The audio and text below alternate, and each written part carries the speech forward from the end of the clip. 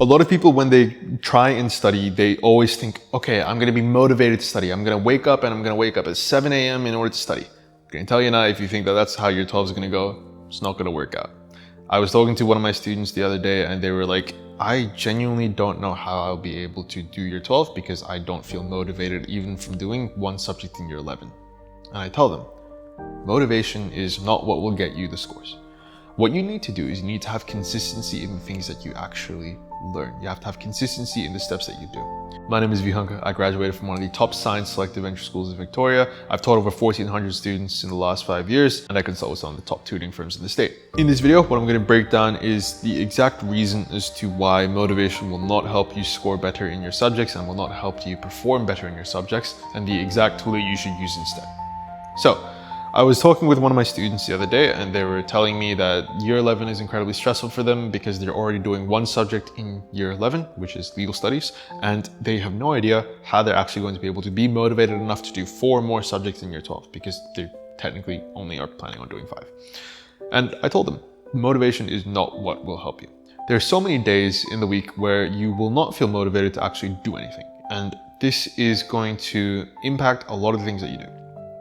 What the top 50 students do, because top 50s don't just spawn out of nowhere, the people who get top 50s are probably not motivated as you think they are. They're probably not waking up every single morning going, oh my God, yay, I get to study chemistry. Oh my goodness, yeah, I get to do a math exam. That's not what they're thinking, okay?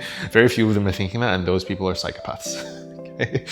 So a lot of students, when they think of these top performing students, they always think, oh my goodness, they're so motivated. I can tell you now, after tutoring a lot of high performing and high achieving students, half of them are not as motivated as you think they are.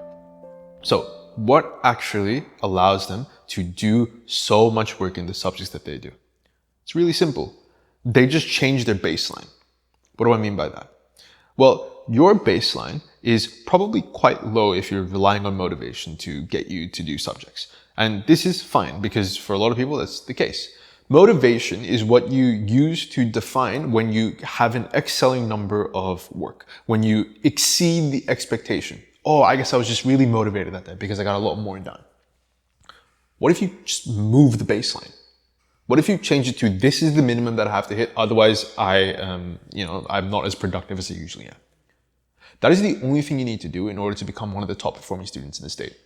You just move the baseline from wherever it is now into a slightly higher position over time, sequentially. Not all in an instant, because that's what happens when you burn out, right? You move the baseline too quick and you can't keep up with it, but you slowly increment it as you go through. So instead of going, oh, I'll do a full math exam when I'm motivated, instead go, I'll do half a math exam throughout the week. Or I will do only the multi-choice throughout the day, and then I'll do the short answer later on in the night. This is what people misunderstand when they think of motivated students. They think, oh, they're always on top of it. No. They just have a slightly higher baseline than what you have. So if you just change where your baseline is, you will be able to perform at a much higher level than you have. Now, a couple of words of advice and warning. You don't want to change the baseline too rapidly and too quickly. You want to have a few weeks of being able to meet the specific baseline that you have. For example, if your goal is not academics, but rather something physical, where you want to be able to run a marathon in the next 6 months. Maybe you've never even ran before in your life. What you should do is you should first figure out what an optimal running path is for you right now. You need to figure out where you are right now first. And then you need to figure out, okay, how long does it take my body to recover? You need to find all these things. Same thing for studies. You need to look at where your baseline is now, what your work ethic is now, and what your strategies are now. And you need to see, okay, cool, this is where I am now. This is where I need to be. How can I actually sequentially break this down so that I don't burn myself out too quickly? So it might be right now that you only study math for 4 hours a week. And you study math in 2 blocks, 2 2-hour blocks on Saturday and Wednesday, for example. What you should try and do is, instead of having only 2 dedicated blocks for mathematics, maybe you want to do 6 hours where you practice for 30 minutes on the weekdays and then 2 hours on the weekends, for example. And that will not only increase the amount of time that you spend on the subject, which is always basically going to create extra growth. I've never had a student who has put in more time in a subject and not scoring better from it. Optimizing that time is a little bit of a different story, because you 100% shouldn't be spending 7 hours on a day on a subject and, rotting in your room and stuff like that. It's not what you should do. But you definitely should be trying to sequence it in a way that you put in more effort, more work. When you do that, when you slowly increase the baseline, you will realize that you actually don't need to do as much work as you thought you did in order to get the scores you need to do. And this is true for pretty much every single thing that you do.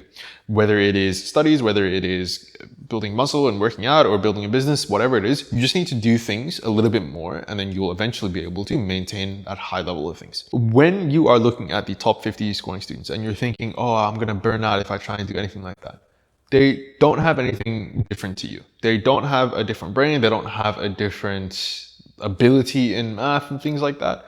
All they have is a better work ethic than you. So if you can mimic that work ethic sequentially, you'll be able to hopefully reach their level and maybe even outcompete them. Because a lot of these talented students that you think are really, really smart right now, they will probably slip up in a couple areas. So if you can match their work ethic and not slip up in those areas, you'll be able to get ahead of them.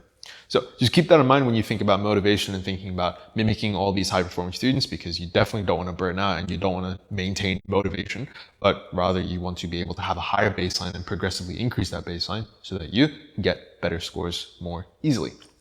That's it. That's the video. Don't like, no comment, don't sub. Look up to do something else now. See ya.